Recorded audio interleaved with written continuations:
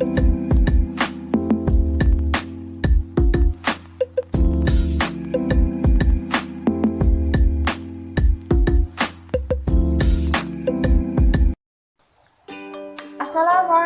warahmatullahi wabarakatuh. Halo guys, tak kenal maka mari kita kenalan. Ada ikan di rawa sebelah. Perkenalkan, nama saya Anissa Dwi Ustadiah dengan NIM 2121210009 dari kelas 1A Hukum Keluarga Islam UIN Raden Mas Said Surakarta dalam mata kuliah pengantar hukum keluarga yang diampu oleh Bapak Seno Aris Sasmito. Ya guys, pada kesempatan kali ini saya akan memaparkan materi mengenai pengertian pernikahan serta asas hukum keluarga. Nah, untuk mengetahui bagaimana sih pengertian pernikahan itu dan bagaimana asas hukum keluarga, maka mari kita simak video berikut. Nah, oke, jadi bagaimana sih yang terlintas di benak teman-teman ketika mendengar kata pernikahan? Mungkin yang terlintas di benak kita ketika mendengar kata pernikahan ialah seorang suami, istri, dan anak dalam sebuah keluarga. Ya, jadi kata nikah berasal dari bahasa Arab yaitu nikahun yang merupakan masdar atau kata asal dari kata nakaha. Sinonimnya adalah tazawaja yang kemudian diterjemahkan dalam bahasa Indonesia sebagaimana yang disebut dengan perkawinan. Nah, sedangkan secara bahasa berarti adamu wa tadkhul. Perkawinan menurut istilah sama dengan kata nikah atau zawaj. Nah, sedangkan ulama golongan Syafi'iyah mendefinisikan nikah dengan melihat kepada hakikat dari akad itu bila dihubungkan dengan kehidupan suami istri yang berlaku sesudahnya, yaitu boleh bergaul. Sedangkan sebelum akad berlangsung tidak boleh bergaul.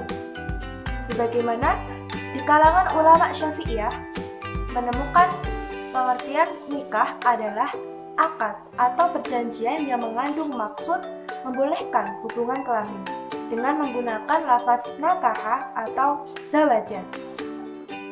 Sedangkan menurut ulama Hanafiyah, nikah adalah akad yang ditentukan untuk memberikan hak kepada seorang laki-laki menikmati kesenangan dengan seorang perempuan dengan sengaja. Nah, dari definisi itu, pendapat Imam Mazhab dan para mujtahid sepakat bahwa nikah adalah suatu ikatan yang dianjurkan oleh syariat. Nah, jadi orang yang sudah berkeinginan menikah dan dikhawatirkan terjerumus kepada perbuatan zina sangat dianjurkan untuk menikah. Nah, namun menurut undang-undang, perkawinan adalah ikatan lahir batin antara seorang pria dengan seorang wanita sebagai suami istri dengan tujuan membentuk rumah tangga yang bahagia, kekal berdasarkan ketuhanan yang Maha Esa.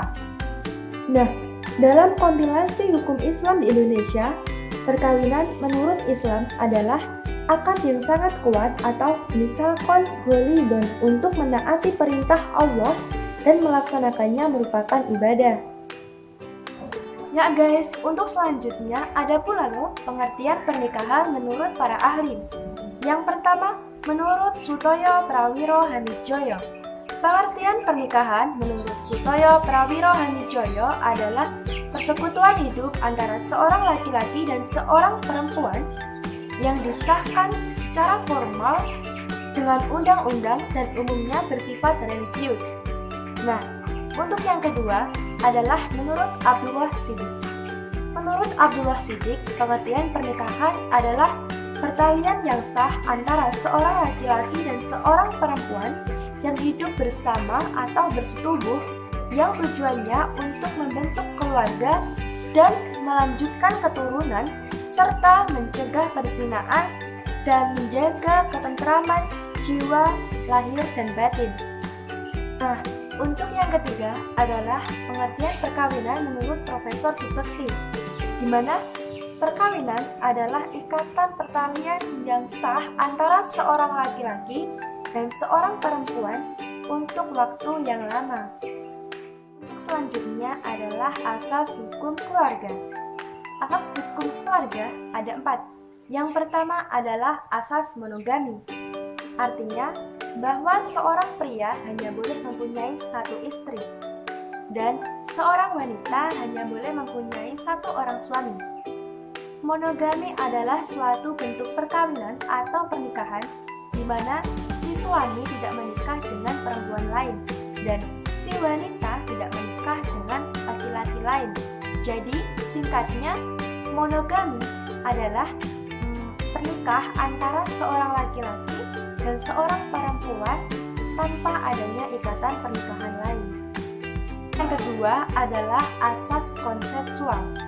Asas konsensual ini mengandung makna bahwa perkawinan dapat dikatakan sah apabila terdapat persetujuan atau konsensus antara calon suami dan calon istri yang akan melangsungkan perkawinan.